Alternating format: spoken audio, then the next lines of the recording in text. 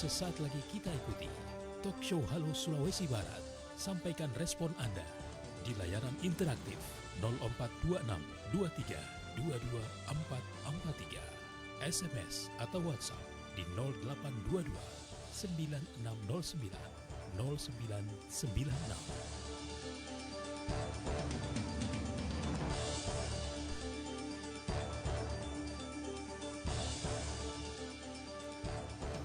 Baik, Assalamualaikum warahmatullahi wabarakatuh. Selamat pagi pendengar Radio Republik Indonesia dimanapun Anda berada. Senang saya Suganto Ahmad kembali menjumpai Anda untuk Halo Sulawesi Barat edisi hari ini di Senin 27 Oktober 2025. Dan pendengar, untuk hari ini juga sudah mendekati satu momen penting bagi bangsa Indonesia, di mana ini juga menjadi harapan besar untuk bonus demografi Indonesia di 2045, yaitu pemuda. Tentu dalam hal inilah pemuda produktif dengan berbagai hal yang perlu dipertimbangkan sejak awal. Dan kebetulan untuk pagi hari ini memperingati jelang Hari Pemuda, juga kami akan bahas terkait peran pemuda dalam mencegah paham radikalisme. Dan di studio pagi hari ini sudah bersama saya Bapak Haji Muhammad Sahlan SHG MAP, Ketua FKPT Sulawesi Barat. Assalamualaikum. Waalaikumsalam warahmatullahi wabarakatuh. Baik, insya Allah sehat, semangat. Semangat, harus Oke. semangat. Baik, apalagi bicara pemuda ya. Iya. Oke, karena bicara pemuda ini juga yang paling penting itu semangatnya dulu. Iya. Kan ada juga pemuda kemudian semangatnya tapi cenderung jompo ya. Iya. Mungkin untuk itu. Dan bicara pemuda, apa yang bisa digambarkan untuk pemuda saat ini? Iya, saya kira ketika kita bicara masalah pemuda, maka yang ada auranya itu adalah harus semangat terus. Oke. Tidak boleh luntur, tidak boleh pudar. Dan semangat pemuda itu harus menjiwai daripada semangat kemerdekaan kita, semangat pemuda, di mana pemuda itulah sebenarnya ujung tombak dari segala lini kehidupan yang ada dalam kehidupan kita, khususnya kita berbangsa dan bernegara. Baik.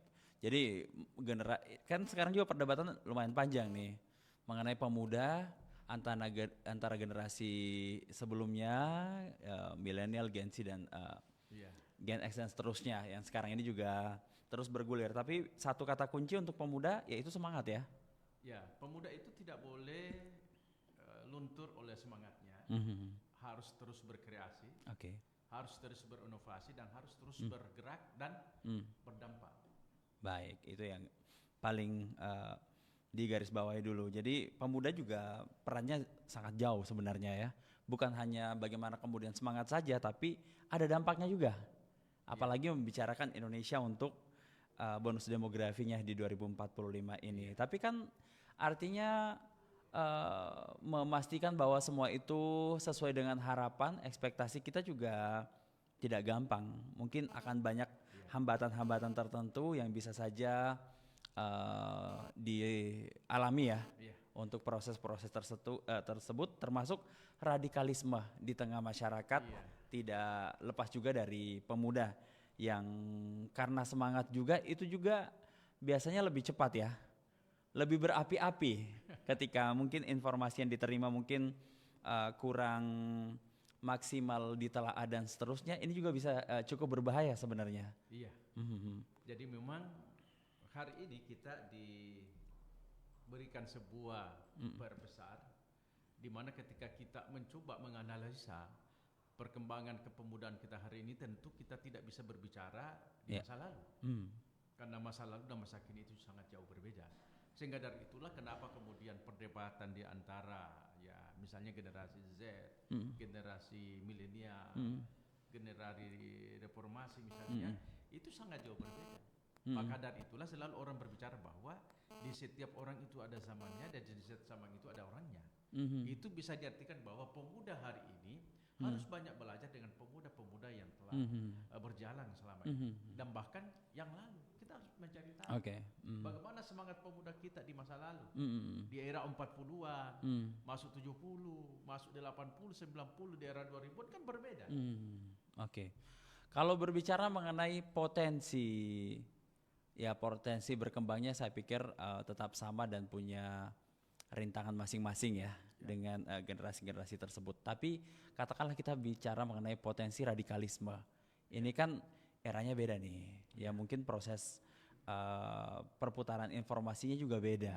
Ya. Nah, kalau melihat untuk pemuda hari ini, seberapa rentan sebenarnya untuk bisa tersusupi paham-paham radikalisme?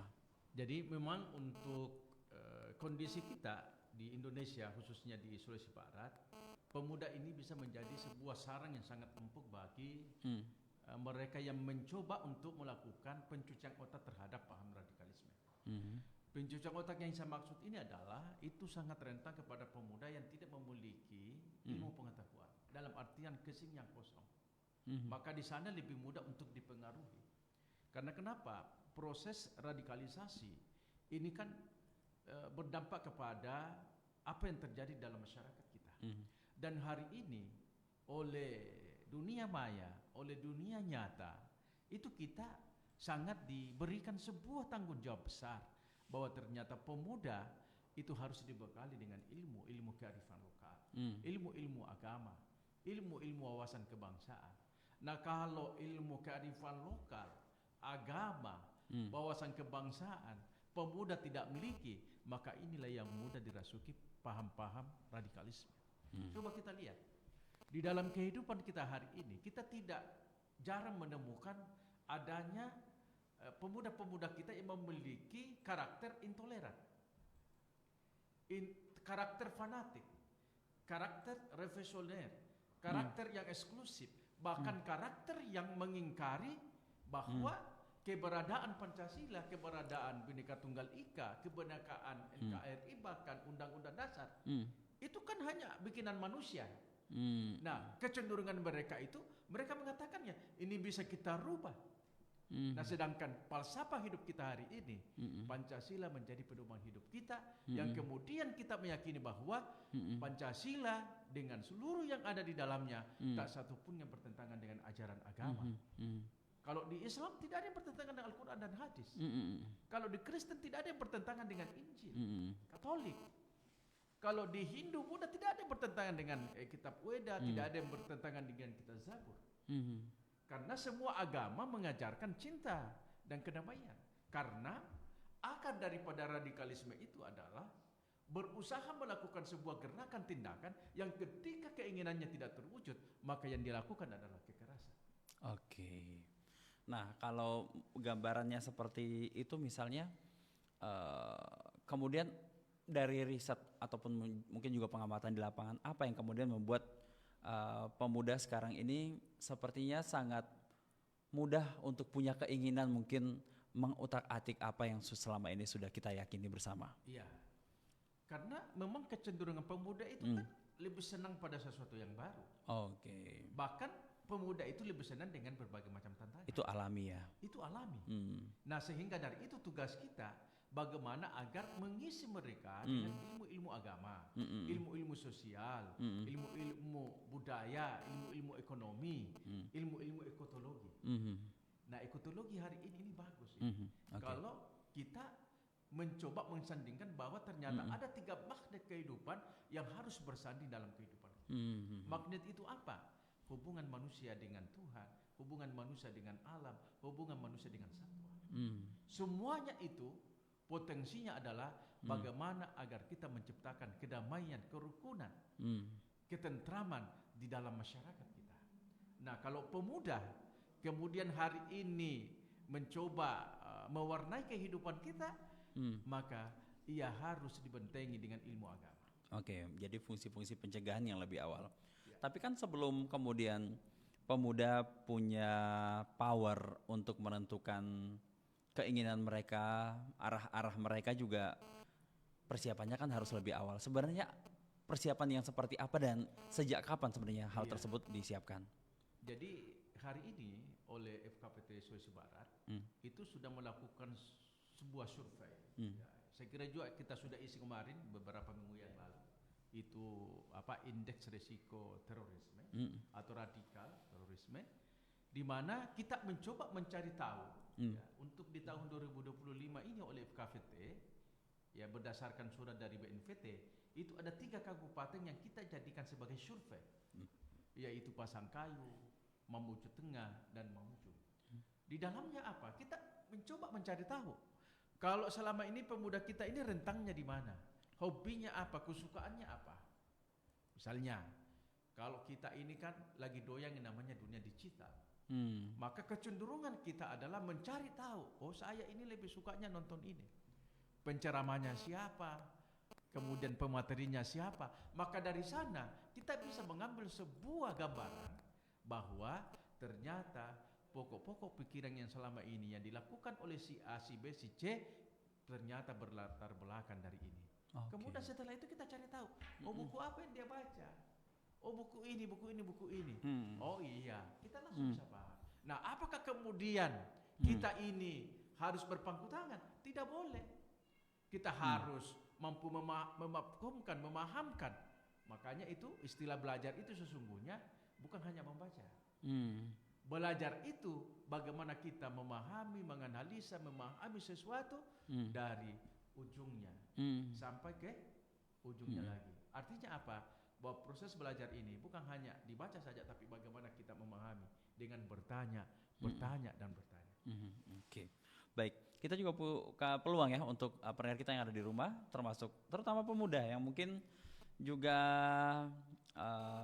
besok ya sama-sama akan memperingati Hari Sumpah Pemuda itu, untuk bisa berpartisipasi ke kita kan 822 9609 0996 atau 0426 23 22 443. Langkah seperti apa yang mungkin pemuda hari ini sudah lakukan untuk tetap bisa memastikan bahwa negara kita juga masih akan tetap aman dari paham-paham radikalisme. Kami kembali sebentar lagi, tetaplah bersama Pro 1 RRI Mamuju.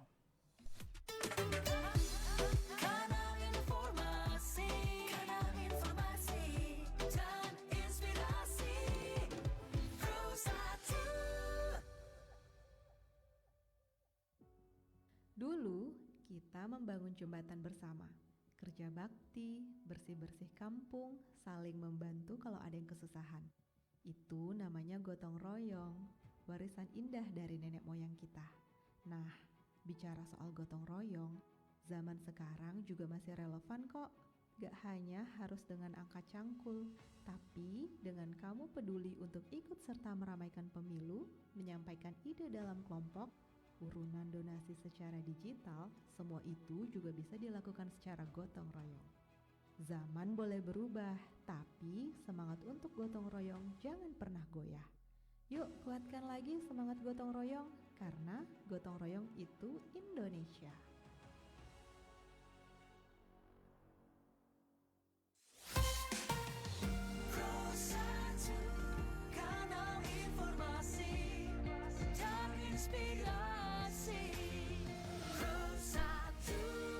Masih terus mengikuti pendengar Pro 1 RRI Mamuju, kalian informasi dan inspirasi untuk program Halo Sulawesi Barat masih seputar peran pemuda dalam mencegah paham radikalisme bersama dengan Bapak Haji Muhammad Sahlan SAG MAP, Ketua FKPT Sulawesi Barat. Kebetulan beliau juga dalam berbagai kegiatan itu tidak pernah lepas untuk menyampaikan pesan-pesan tersebut ya. Sekalipun mungkin kegiatannya itu tidak langsung dengan kegiatan dari FKPT, tapi tetap masuk juga untuk materi-materinya, apalagi kalau kemudian itu melibatkan pemuda. Oke. Dan mungkin tadi disampaikan bahwa pemuda ini ketika persiapannya tidak matang sejak awal juga agak mengerikan ya, karena power mereka kuat. Kita mungkin melihat sedikit gambaran bagaimana kekuatannya beberapa tahun terakhir ini ya. Tapi pemuda juga dari zaman dulu sampai sekarang, termasuk kemerdekaan Indonesia kan juga dari tangan pemuda. Yang diharapkan kemudian bagaimana pemuda tetap bisa merawat itu ya, mungkin begitu ya Pak ya. Oke.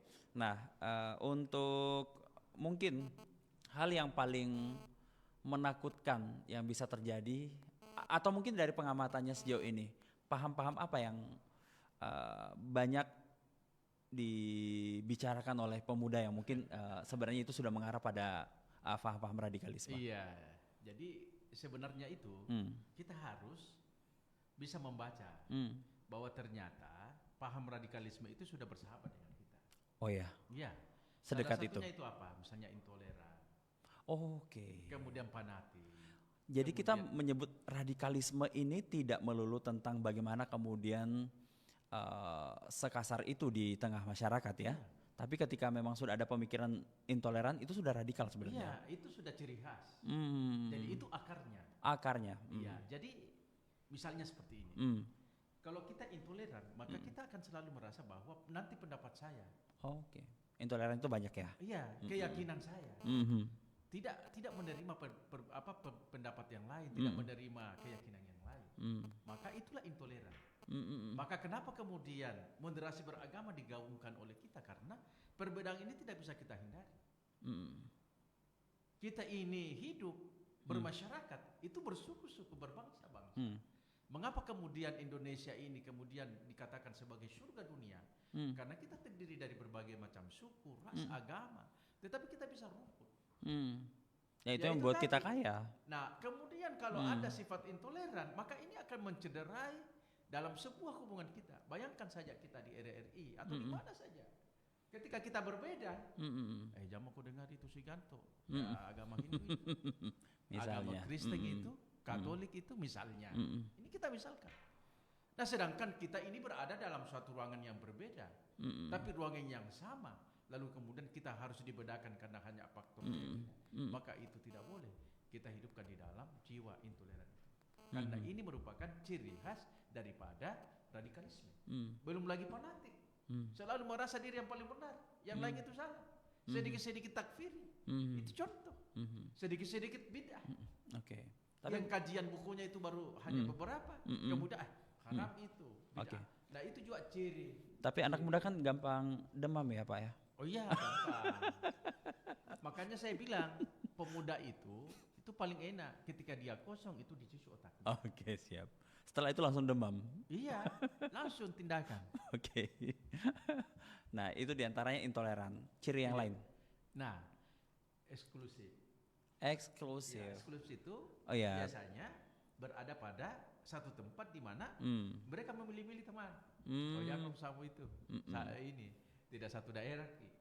Tidak tahu dia itu bahasa kau sini. Oh iya iya iya. Itu eksklusif. Revolusioner lebih parah lagi. Ketika mereka melakukan sebuah gerakan dan gerakannya itu tidak terwujud, maka mereka akan melakukan tindakan-tindakan kekerasan. Dan ini banyak terjadi. Kalau itu tidak mampu dikendalikan oleh pikiran kita, oleh zikir kita, amal kita, maka yang akan ada adalah kekerasan, pemaksaan kehendak. Oke. Seperti itu. Baik, kita juga masih tunggu partisipasi dari pendengar, boleh ke 0822 9609 099 atau 0426 23 2443. Dan sudah masuk di pagi hari. Assalamualaikum. Bagaimana seorang pemuda dalam menjalani kehidupan di era sekarang dan melestarikan nilai-nilai kearifan lokal yang baik sesuai aturan norma-norma yang ada dan tidak bertentangan menurut agama Islam sendiri. Terima kasih. Wassalam dari Kacok Mamis di Panggalo, Salabose. Makasih ini Pak Kacok Mamis ini di Salabose, Poralle, Majene. Ya. Jadi memang hari ini pemuda itu tidak sedikit tantangannya. Iya. Tidak sedikit. Karena kita selalu belajar kepada pemuda yang masa lalu, masa kini, dan masa yang akan datang. Kita sudah bisa mempetakan. Input banyak. Masa lalu pemuda bagaimana? Masa kini sekarang Z apa? Kemudian di era generasi 2045 bagaimana? Tantangannya besar. Makanya itu seorang ulama ya Mustafa Al-Ghulami itu pernah mengatakan dalam sebuah syairnya, "Laisal fata may yaqulu kana abi, walakinnal fata may yaqulu ha anazah." Bukanlah seorang pemuda yang ketika dia melakukan sesuatu, maka dia selalu menunjuk itu paman saya, itu om saya, itu tante saya, itu sepupu saya. Tetapi seorang pemuda adalah ketika dia mengatakan, inilah hasil kerja saya, inilah hasil analisa saya, inilah hasil kreativitas saya, inovasi saya. Dan inilah yang hari ini yang harus diwujudkan oleh seorang pemuda. Di mana pemuda hari ini kan terbuka. Kita ini sekarang terbuka sekali. Dalam dunia digital, kita bisa saja melakukan sesuatu hal yang sangat luar biasa. Contohnya apa? Coba seorang pemuda mengisi konten-konten yang bisa memberikan rasa aman, persatuan, kesatuan di antara umat manusia. Isi konten itu. Siap. Jangan hanya bertengkar saja isinya di dalam. Jangan hanya isinya, kenapa ini dan sebagainya. Tapi coba isi konten-konten digital yang bernuansa, mengajak kesadaran kita untuk memupuk persatuan dan kesatuan. Oke, jadi moderat itu di berbagai hal ya. Iya. Oke. Nah, menarik dan mungkin juga itu ya jawaban untuk pertanyaan dari saudara kita dari Majene ya. Iya.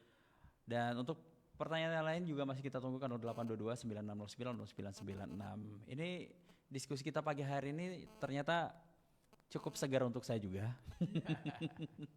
Karena mungkin hal ini sering kita temui tapi tidak mengklasifikasikan ya bahwa sebenarnya ini adalah akar dari kemungkinan paham-paham radikalisme itu berkembang. Iya. Ya.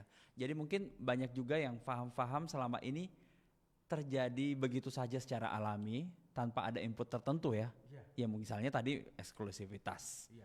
Kemudian intoleran yang mungkin itu bangkit dari diri sendiri tanpa ada input apapun. Iya. Ini belum ditambah dengan input-input dan obrolan-obrolan radikalisme itu sendiri ya. Iya. Nanti kita bahas itu tapi oke. Jadi bumbu-bumbunya itu banyak. Hmm. Sebenarnya kalau pemuda itu mau terhindar Mm-mm. atau paling tidak terjaga atau mampu menjawab ketika serangan-serangan intoleran, eksklusif, kemudian fanatik itu ada, maka harus dia mengisi dirinya dengan ilmu. Oke. Nah Oke. sekarang kita sudah isi dengan ilmu, Mm-mm. tapi ternyata ilmu itu tidak cukup. Mm.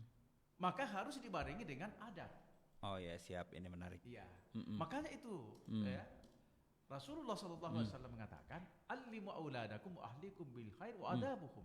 Jadi diajarkan kepada anak-anak kita kebaikan. Kebaikan itu apa? Oke. Bil khair wa adab, dan ilmu dan adab. Mm-mm. Nah, coba kita lihat. Ini luar biasa ini. Ada satu pesan yang luar biasa dan saya juga baru tangkap ini sekitar 2 minggu lalu. Ungkapan bahasa Arab mengatakan, "Innal jamalu jamalul ilmi wal adab wal adabu fawqal ilmi." Jadi sesungguhnya keindahan itu ada pada keindahan ilmu dan adab lebih di atas daripada ilmu pengetahuan. Nah, karena kan sekarang ini selalu menganggap bahwa keberhasilan, kecerdasan dan sebagainya itu diukur dari hanya satu arah saja ya, Iya. kepintaran semata, tapi tidak berbanding lurus dengan atau tidak lebih dari adab-adabnya juga. Iya. Nah itu yang juga mungkin bahwa sebenarnya membicarakan pemuda masa kini dan pemuda yang modern itu adab tetap di depannya, Iya. bukan soal karyanya yang Sama. banyak saja ya. Karena zamannya berbeda. Iya. Kalau dulu zamannya kita kan nonton televisi itu masih saya dapat itu masih kita pergi beriring-iringan. Hari ini tidak. Cukup buka HP, Masing-masing. bisa masing-masing nonton. Mungkin nonton live, mungkin nonton yang siaran tunda. Ya kan itu. Iya, iya. Berbeda. Belum lagi kita bicara nanti di era generasi emas 2045 itu sangat jauh berbeda. Nah hari ini untuk bisa membawa ke arah bahwa pemuda itu punya potensi besar, bahwa di pundaknya lah mereka ini bangsa ini, maka itu harus dibuktikan. Dibuktinya dengan apa? Oke. Dengan ilmu. Nah kan begini, kalau melihat mungkin negara maju, patokan kita kan selalu melihat mungkin beberapa negara maju, yang mungkin keberhasilannya menciptakan peralatan-peralatan modern, ya itu yang selalu menjadi kiblat kita bahwa ya maju itu ya ketika seperti mereka, misalnya. Tapi kemudian melupakan beberapa hal tadi ya, ya ternyata beberapa negara maju yang selama ini kita kenal cerdas dan sebagainya juga collab juga ya dengan ketidakamanan negara itu berkat karena paham-paham radikalisme tersebut. Nah kalau untuk hal itu bagaimana seharusnya pemuda? Jadi saya kira pemuda hari ini harus cerdas. Cerdas dalam artian bahwa dia harus terus belajar dan belajar. Kenapa kita dituntut untuk belajar? Karena di sana ada kemandirian. Di sana ada masa depan. Di sana juga ada egois. Di sana juga ada yang namanya sifat-sifat yang tidak bisa kita lawan. Nah, yang bisa mengobati itu semua, yang bisa meluluhlantahkan rasa ego itu hanya ilmu dengan adab. Bagaimana agar mereka bisa memahami bahwa sifat intoleran, bahwa agama ini adalah merupakan sumber daripada keamanan, maka agama harus dijadikan sebagai pondasi. Kalau kita Islam, belajar agama. Kalau kita Kristen, belajar agama. Dengan agama itu apa? Semua agama mengajarkan cinta dan kedamaian. Tidak ada yang mengajarkan kekerasan. Kenapa kemudian pemuda ini terseret, terbawa? Karena mentalnya untuk menerima pengetahuan dan miskinnya ia terhadap pengalaman dalam kehidupan. Nah itu dia, pergaulan juga dampaknya dua ya, antara menjadikan kita semakin toleran atau semakin intoleran ya. Maka itu tadi saya katakan, kenapa itu terjadi? Sangat tergantung dari pergumulan yang ia tempati. Kalau kebetulan kita jauh dari dunia pesantren misalnya, maka kita akan alergi yang namanya mencium tangan, alergi yang namanya itu bawa ini, dan bisa jadi persepsi kita akan berbeda. Tetapi kalau kita sudah terbiasa dengan dunia santri, dunia pesantren, sudah terbiasa dengan dunia-dunia seperti itu, maka kita tidak kaget. Oh itu sesuatu yang sering terjadi, itu alami itu. Karena sekarang kan begitu melihat sesuatu langsung mengambil dari satu persepsi. Istilah anak sekarang POV ya. POV. Dia Tapi tidak mencari tahu apa sebenarnya yang terjadi. Kenapa seperti itu? Pemuda seperti itu hari ini. Nah, untuk bisa mengendalikan itu, maka pemuda ini harus diajak, dilibatkan, didekati. Tidak boleh kita jauhi, tidak boleh kita tidak libatkan. Kasih mereka panggung. Karena panggung ini sesungguhnya untuk menemukan jati diri mereka. Tapi jati diri ini ingat, ya, hanya tergantung dari mana dia mendapatkan, dari buku mana yang dia baca, informasi apa yang dia baca, dari mana dia menonton hal-hal seperti itu. Karena itu kan dipengaruhi. Baik, ada pertanyaan kembali berikutnya dari Assalamualaikum warahmatullahi wabarakatuh, dari Raj Aryan di Kelurahan Pangalia 5 Jene. Bagaimana sebaiknya pemuda dalam berusaha di mana kebanyakan pemuda maunya yang instan dan bahkan menghalalkan berbagai cara, dan namanya jiwa muda cenderung kepada kegiatan hura-hura. Bagaimana Rasulullah dalam berdagang atau berusaha sewaktu mudanya? Wassalam. Ini mungkin lebih ke inspirasi. Jadi sebenarnya pemuda itu kan penuh dengan inspirasi. Pemuda itu sebenarnya tidak miskin dengan gagasan. Pemuda itu sebenarnya ruangnya bagaimana dia menemukan jati dirinya yang sesungguhnya. Sehingga dari itulah saya katakan bahwa pemuda yang cerdas adalah pemuda yang selalu mencari tahu, yang selalu belajar, yang selalu bertanya, yang selalu menganalisa. Perbanyak sudut pandang berarti ya? Iya, sudut pandang. Bergaul, tetapi jangan menutup diri. Baca buku, tetapi jangan mencari, ini buku ini. Baca buku sebanyak-banyaknya. Karena itu menjadi investasi kita untuk mendewasakan setiap perbedaan yang kita lihat. Kenapa kita mampu menerima perbedaan? Karena kita mendewasakan pikiran kita.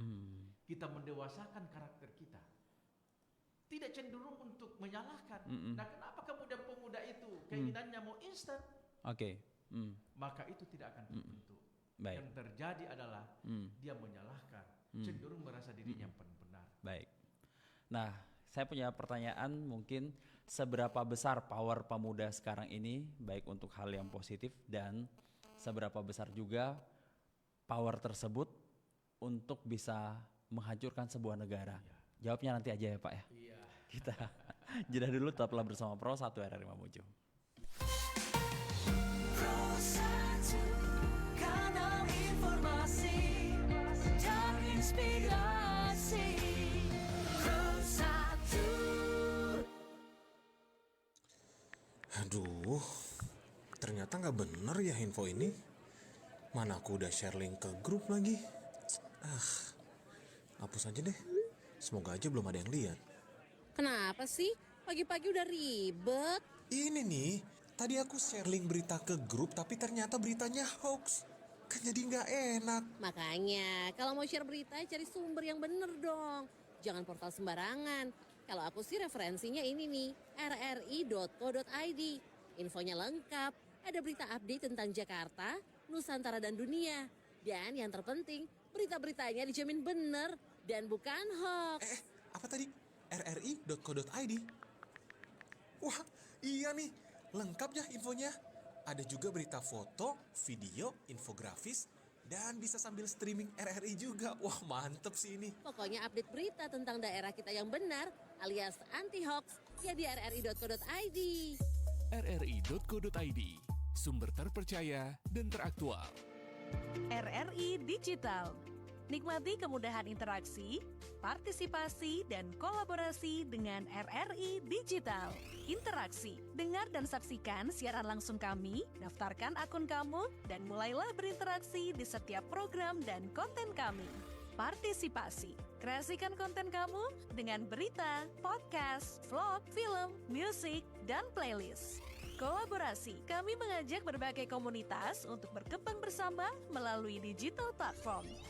RRI Digital sekarang menghadirkan terobosan baru, workspace platform dan online learning platform dengan fasilitas-fasilitas unggulan, monitor impact dan outcome, meeting online, video conference, dan library. RRI Digital menghadirkan fitur-fitur untuk peningkatan interaksi, partisipasi, kolaborasi, workspace, dan learning. Yuk segera download RRI Digital. Dito, kamu pernah gak sih mikir gimana caranya biar kita bisa punya masa depan yang keren? Kayak punya karir oke, atau bahkan punya bisnis sendiri? Jawabannya sih simple, pendidikan. Itu investasi terbaik buat masa depan kita. Ilmu dan skill itu aset yang gak bakal hilang. Tapi kan belajar butuh biaya ya, gimana dong? Makanya kita harus mulai investasi dari sekarang. Nggak harus langsung besar kok. Nabung buat kursus, ikut kelas online, atau cari beasiswa. Uang yang kita keluarkan sekarang bakal balik berkali-kali lipat pas kita sukses nanti. Jadi investasi pendidikan itu kayak beli tiket buat masa depan yang lebih baik gitu. Bener banget. Dan yang paling penting, ilmu yang kita dapat itu nggak bakal hilang. Bahkan bisa jadi modal buat kita ngembangin diri dan ngasih dampak positif buat orang lain. Investasi pendidikan bukan cuma tentang uang, tapi tentang masa depan yang lebih cerah. Mulai dari sekarang, yuk manfaatkan waktu dan energi kalian untuk hal-hal positif, belajar, eksplor, dan jangan takut mencoba hal baru. Oke deh, saya mulai sekarang mau lebih serius investasi buat pendidikan, biar masa depan saya lebih cerah. Investasi pendidikan, investasi masa depan. Yuk mulai dari sekarang. Karena setiap langkah kecil yang kamu ambil hari ini adalah modal besar untuk kesuksesanmu besok.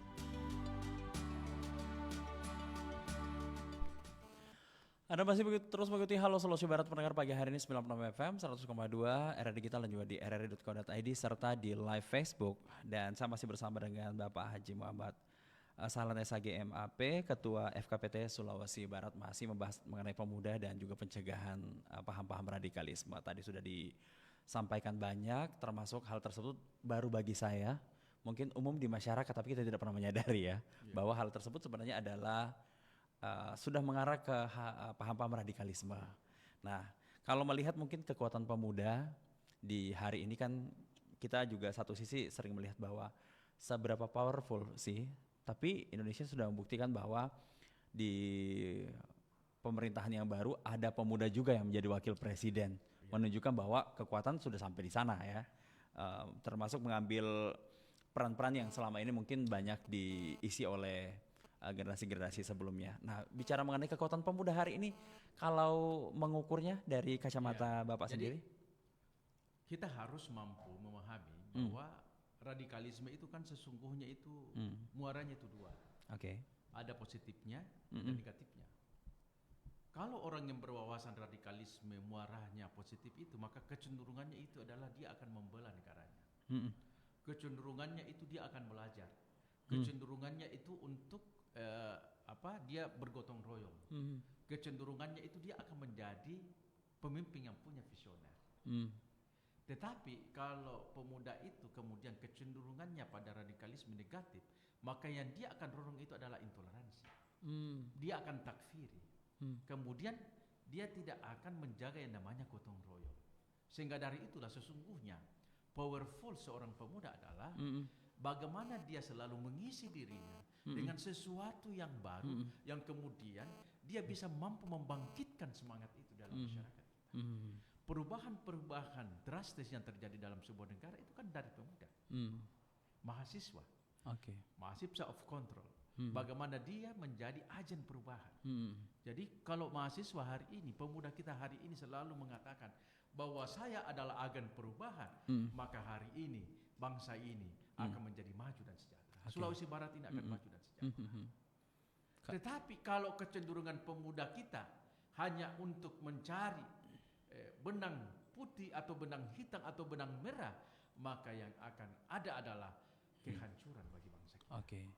Maka dari itulah sesungguhnya kalau pemuda yang cerdas, kemudian pemuda yang senantiasa tajam, kemudian pemuda yang senantiasa ada panggung atau di atas, maka kecenderungannya itu adalah bagaimana dia menanamkan benih-benih cinta di dalam masyarakat.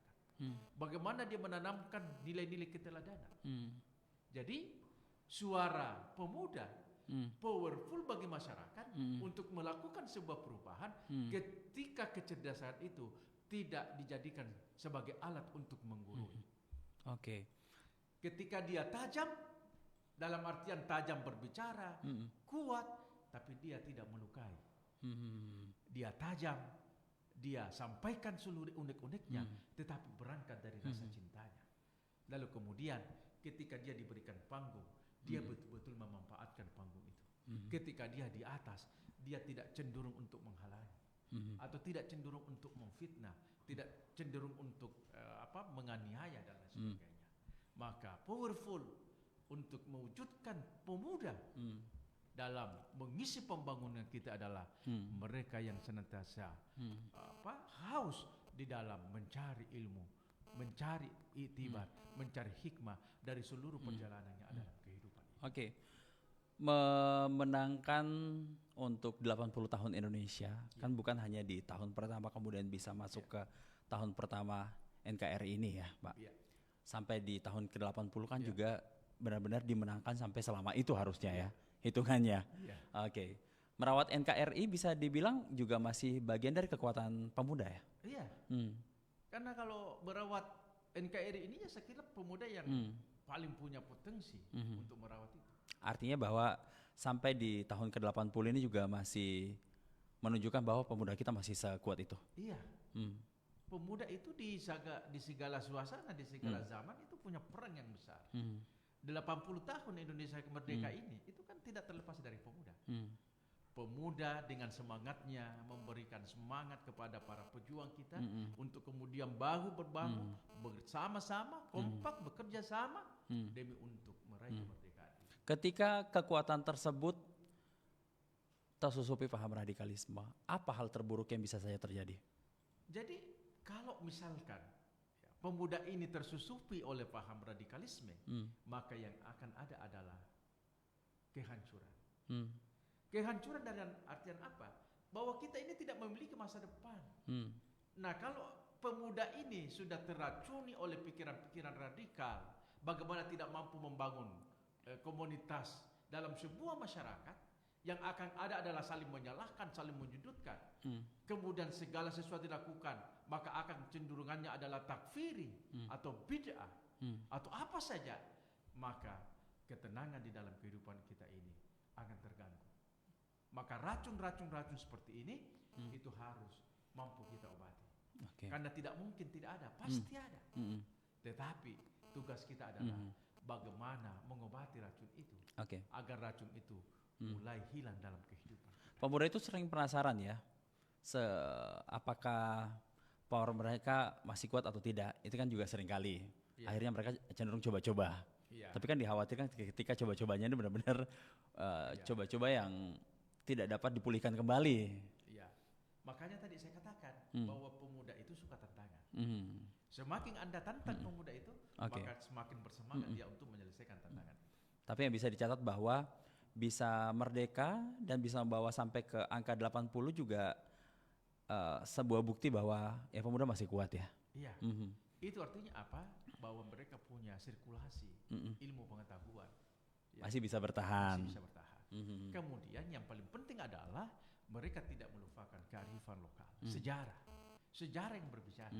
Bahwa ternyata bendera merah putih yang kita selalu lihat lalu kemudian kita angkat tangan untuk hormat ketika dia berkibar di atas adalah merupakan semangat pemuda.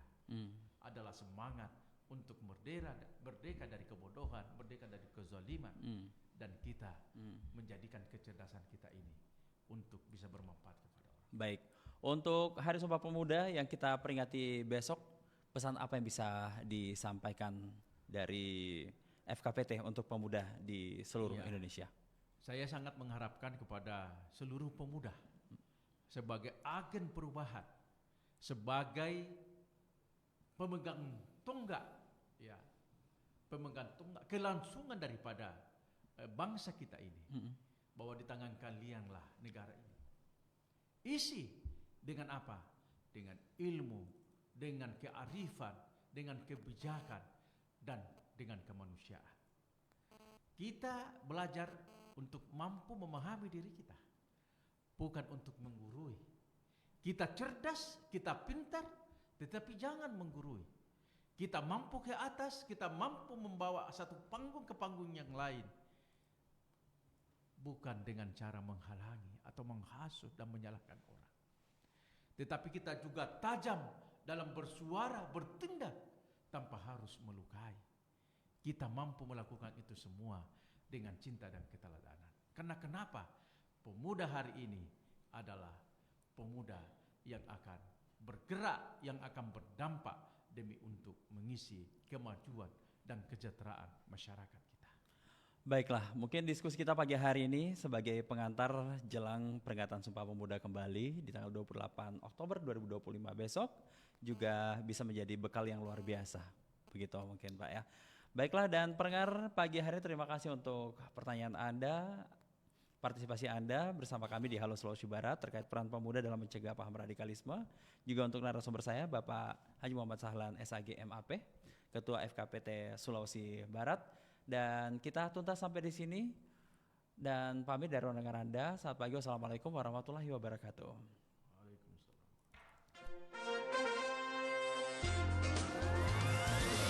Demikian talk show interaktif Halo Sulawesi Barat kami hadirkan untuk